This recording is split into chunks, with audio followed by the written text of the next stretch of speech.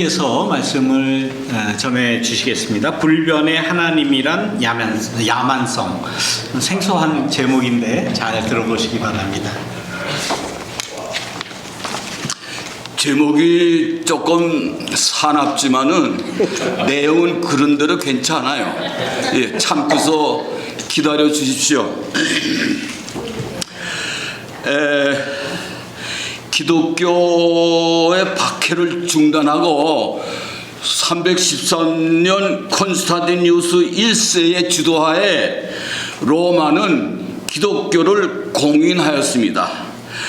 이게 왕권을 강화하기 위해서 초대교회에서 친구와 스승으로 따뜻하게 섬겨왔던 예수를 신령한 신으로 승격시켰어요. 그러니까 그 예수를 등에 업고 나 황제도 신령한 신이 될 수 있다는 콘스탄티누스 황제의 정치적 음모로 시작된 겁니다. 신학 논쟁 중에요, 아주 두 가지 커다란 두 파가 있는데, 아리우스파라는 게 있어요. 아리우스파는 그 많은 사람의 대중의 호응을 받아오던 유사본질이라는 논인데, 유사본질 이건 뭔가니 마가복음 15장 34절에 십자가에서 예수가 하나님을 향해서 하나님 나를 어찌하여 버리시나이까, 그거는 하나님과 아들의 종속관계에서 말이 가능하지 하나님과 하나님 1대2대 관계에서는 불가능한 거예요. 그리고 또 이제 여러분들에서 보자면 요한복음 14장 28절에 뭐라 했나니, 아버지는 예수가 나보다 크다고 그래서 그게 종속관계 안에 크니까 크고 작은 거. 그래서 성자 예수는 성부에 종속된 유사본질을 가진 성부의 피조물에 불과하다는 주장이 대부분 모든 사람들한테 호응을 받고 있었어요. 그런데 아타나시우스라는 사람은 뭐를 주장했나니, 예수도 100% 신이고 성부 하나님도 100% 신이라는 이 삼위일체론의 근거를 제공한 동일본질, 하나님과 예수는 100% 다 하나님이라는 동일본질 주장과 오랫동안 격돌한 논쟁이 있었어요. 그런데 사실 인간이 신에게 순종한다는 게 이게 정상적인 거 아니에요? 그렇죠? 그런데 신이 신에게 순종한다는 것도 그 의미가 없어요. 동등한 신이 신에게 십자가에서 왜 나를 버리시나이까, 이게 말이 됩니까? 그런데도 불구하고 325년 콘스탄티누스 1세가 직접 주재한 제1차 니케아 공의를 통해서 삼위일체 교리를 보편적 교리로 채택됨으로써 제국의 안정을 위한다는 명목으로 아리우스를 이단으로 규정하여 교회에서 추방했습니다. 이런 논쟁의 얘기를 교회에서 할 수 있다는 것은 그 변목사님이 계시기 때문에 가능합니다. 덕분에 저도 오늘 이렇게 말을 꺼냈습니다. 여러분, 황제가 직접 주재한 어떤 회의도 이것은 민주적인 상황이 아니에요. 이건 완전히 강압적인 지시와 경고의 회의예요. 이거는 황제에게 충성하던 그 오용학자 어거스틴은 성서에 아무 근거가 없는 아타나시우스의 동일본질을 바탕으로 하는 삼위일체론을요 20년을 연구해 가지고 황제에게 헌정했어요. 기독교가 1500년 목숨을 걸고 지켜온 모든 교리들이 만들어진 이런 과정들을 살펴보면은 황제에게 목숨을 부지하고 부와 권위를 지키려고 아첨하던 그 모든 신학자들이 만들어 온 교리들이에요. 이게 예수를 신으로 모심으로써 신앙인들을 더욱 강압적으로 지배하려 했던 중세시대의 교리들을 1500년 동안 아무런 비판 없이 그냥 상투적인 언어로 지금까지 지켜오고 있습니다. 그런데 200여 년 전부터요, 현대 신학자들은 모든 이 야만적인 교리들을 뛰어넘고 동정녀 탄생, 부활신앙, 그리고 예수는 신이면서 인간이라는 신은 양성 교리를 만든 451년 칼세톤 공의회 교리 등 모든 언어가 추상적 감격 언어에 지나지 않는다고 주장했습니다. 그리고 예수를 거룩하고 변함없는 신이 아닌 예수를 친구로 스승으로 따랐던 초대교회 신앙으로 돌아가자고 주장하는 것이 현대 신학자들의 주장이에요. 초대교회 신앙. 그래서 오늘은 이 초대교회 신앙이 어떤 것인가 그걸 조금 말씀드리려고 그래요. 박해받던 초대교회 신앙은요, 혈압의 논리적인 형이상학이 아니라 생명의 문제, 삶의 문제에 초점이 맞춰져 있어요. 물질과 정신을 갈라놓은 플라토의 이분법적 사고방식이 아니라 물질과 정신을 교집합한 완벽한 전체가 생명이라는 것입니다. 생명이 넘치는 생명의 약동을 느끼는 그런 세상이 하늘나라는 겁니다. 내가 지금 어디 있는가? 내 존재가 무엇이냐? 그걸 물어볼 때 내가 지금까지 신뢰로 맺어온 모든 관계 속 공동체 안에서 존재하는 거예요. 네가 누구를 볼 때 저 사람이 어떤 사람이냐, 저 사람이 어떤 사람과 관계를 맺고 있느냐, 그걸 보면 된다는 거예요. 희망을 갖고 살아갈 수 있게 해주는 그런 힘을 주시는 예수님, 사랑과 긍정의 에너지가 넘치는 예수님 옆에 앉으면은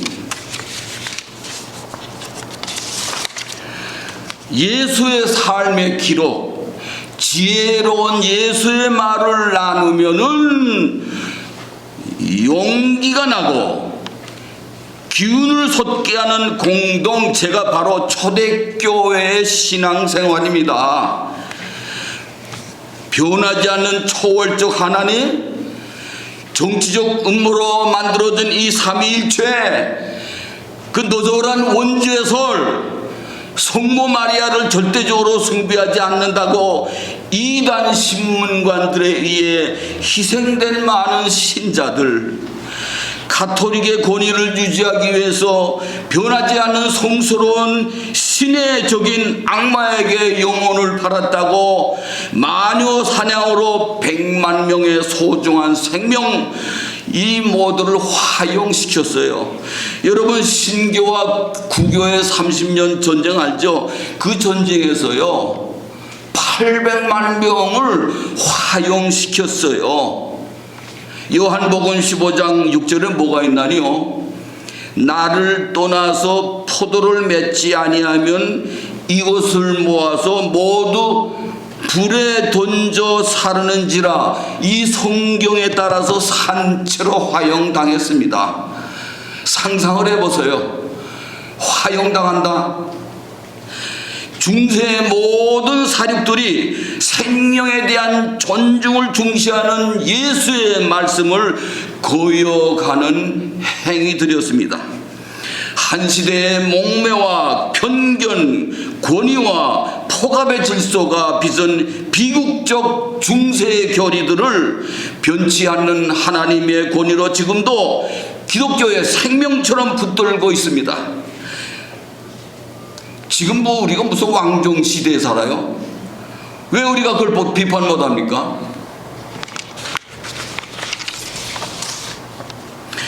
현대 신학을 이단으로 배척하고 1500년 된 썩은 교리를 바탕으로 지배와 착취의 대상인 교인들을 움켜잡아서 자신들의 이익을 앞세우는 직업으로서의 목사들은 생존하려고 발버둥 치는 게 오늘의 현상이에요. 암흑의 중세시대는 하나님이 초자연적 타자화된 초월성을 강조하여 그 당시에는 모든 교회당이 초월신을 상징하려고 하늘 높이 뻗은 뾰족한 형태의 교회당을 다 지었어요. 그러나 계몽주의 시대를 맞아서 18세기부터는요 이 뾰족한 건물들이 다 퇴화되기 시작했어요. 왜? 실존의 의미를 묻는 내 안의 신의 내재성을 강조하는 시대예요. 여러분 유럽에 구경 가서요 그저 하늘 높이 솟은 저 뾰족한 교회를 보고 거룩한 하나님을 느끼면요 그건 교회 역사를 모르는 100년 전 인간들이에요. 저는 그 뾰족당을 보면은 뭐가 생각나니 착취와 지배, 사륙의 상징으로 봅니다. 하나님과 같이 산다 이런 말 많이 해봤죠. 그런 의미는 이제 뾰족탑에 들어가서 경건하게 예배 드리는 시대는 지났어요. 하나님과 같이 산다는 것은 이제는 지금 내 생명에 집중해서 산다는 것이에요. 행복을 구걸하는 그 의존적 피동적 삶이 아니라 자발적 능동적 삶을 찾는 것이 실존적 크리스찬의 사명입니다. 살아있다는 것은 끊임없이 변화와 자기 혁신을 해나가는 그런 의미입니다. 변화가 끝나면요 인생도 끝나는 거예요. 그리고 그러므로 하나님도 변화의 존재예요. 변하지 않는 하나님은 시간이 없는 죽은 그 자체입니다. 여러분 내년에 교회를 새로 짓는다고 우리가 무슨 희망을 갖고 있는데 제발 내 생각 착취와 지배의 상징 변하지 않는 초월적 하나님을 상징하는 뾰족당만은 안 지었으면 좋겠어요. 내 개인 생각이에요. 내 개인 생각. 사실 그동안 지나서 알았지만 나의 사명은 인간을 무능력하게 만드는 형이상학과의 투쟁, 천국과의 투쟁이 나의 사명입니다. 여러분 지금 나온 그 중학교 국민학교 다니는 유미 유나에게 앞으로 어떤 형태의 교회상을 만들어주고 싶습니까? 생각 좀 해보셨어요? 불변하는 초월적 하나님을 심어주고 싶습니까? 예수가 꼭 불변하는 신령한 신이어야 우리가 의지하는 마음이 평안해집니까? 초대교회처럼 예수를 존경하는 친구로 스승으로 생각하면은 여러분 마음이 불편해집니까? 좀 더 크게 신령한 하나님이어야 될 이유가 어디 있어요, 여러분? 1973년 6월 3일 꼭 50년 전 110만 명이 운집한 여의도에서 빌리그레임 목사의 마지막 부흥 집회의 날, 그날 50주년을 기념하는 부흥 집회가 지난 6월 3일 서울 상암 경기장에서 열렸습니다. 순복음 여의도 교회, 사랑의 교회, 연세중앙교회, 그리고 수천억을 가진 명성교회가 돈을 대고 그 아들 김하나 목사가 통역을 맡았어요. 10만 명이 모였어요. 12,000명의 성가대가 웅장한 합창을 끝내고 그 아들 프랭크 그레햄 목사의 부흥 설교를 요약하겠습니다. 몸은 땅에 묻히지만 영혼은 영원히 살아 있습니다. 한 영혼은 온 세상 전 우주보다 귀합니다.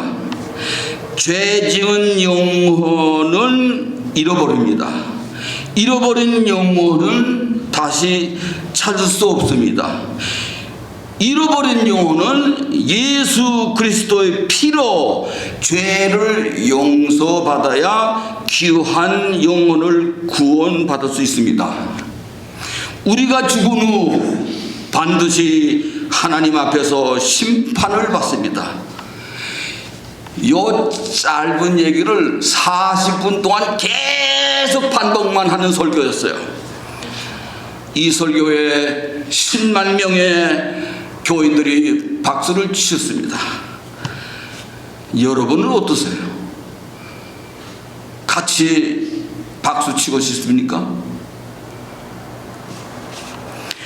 여러분, 육체가 죽어버리면은 그놈의 영혼이 천년 만년 살아봤자 그게 나하고 무슨 상관이 있어요? 나하고 영혼이. 우리가 뭐 죄인입니까? 죄 졌어요? 내 죄를 그리스도의 피로 용서받는다? 그 1500년 전에 어리석은 오거스틴의 생각이었어요. 여러분, 성욕이 죄입니까? 그 오거스틴이 그 1500년 전에 그 잘못 생각한 거예요. 자기가 그 죄를 졌으니까. 계몽 낭만 시대를 거치면서 모든 예술 작품에서 성욕은 죄가 아니라 아름다운 진실로 인식이 되어 있어요. 아름다운 진실이에요. 여러분, 이기심이 죄입니까? 아름다운 생명의 질서입니다. 이기심 없으면 다 죽어요. 선한 생명의 꽃으로 인지하고 있습니다. 옛날에는요, 몸과 영혼이 따로 있는 이원론이 우세했어요. 그러나 200년 전부터 마음작용에 대한 그 체계적인 연구가 시작되어 가지고 이제는 몸과 마음이 하나라는 이론론이 여러 실험을 통해 밝혀졌어요. 그러니까 죽으면 모든 것이 끝나는 거예요. 끝. 영혼도 그냥 끝. 요즘 모든 교회들의 설교들을 일시에 다 들을 수 있는 시대에 살고 있어요. 그냥 요거만 탁 하면 이 교회 저 교회 설교 다 들을 수 있어요. 1500년 전 썩은 교리 울타리 안에서, 이념의 울타리 안에서 예수를 변하지 않는 신으로 모시고 끌어앉아서 빌고 또 빌고 나약한 자신을 호소하면서 복만 빌고 있습니다. 상투적인 언어를 계속 반복하면요, 그 교인들이 기계적으로 대응해요. 마음 문은 안 열어요.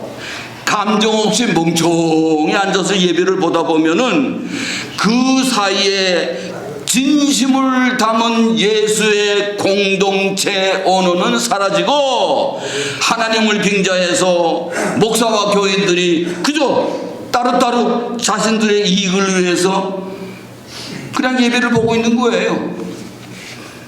우리는 구한 말까지 5,000년을 왕정하여서 비굴하게 백성으로 살다가 이제 새로운 100년이라는 민주의 역사 안에서 자주적인 영향으로 주체적 종교로 자리 잡아야 하는데도 그냥 아직도 우리는 중세의 유럽과 미국 남부의 저급한 문자주의에 놀아나고 있어요.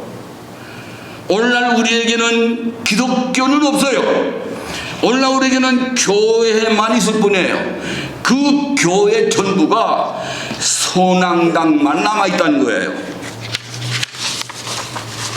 어느 대형 교회에서는요, 내 죄를 용서해달라고 몸을 비틀고 통곡을 하고 발광하는 장면을 많이 볼 수 있어요.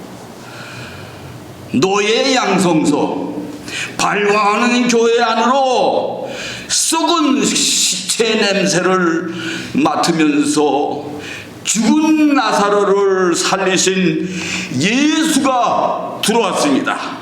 그리고 그 예수는 살아있는 것은 아름답다는 양성우의 시를 낭독합니다. 그들은 살아있기 때문에 아름답고 신비하다. 이 순간에 서 있거나 움직이거나 상관없이 살아있는 것은 아름답다. 오직 하나 살아있다는 이유만으로 그것들은 무엇이나 눈물겹게 아름답다. 나의 본질은 무엇인가? 제 스스로에게 물어봅니다. 너의 본질은 습관이야. 과거의 습관에 파묻혀서 헤어나지 못하는 나 자신이 바로 죽은 나사로구나.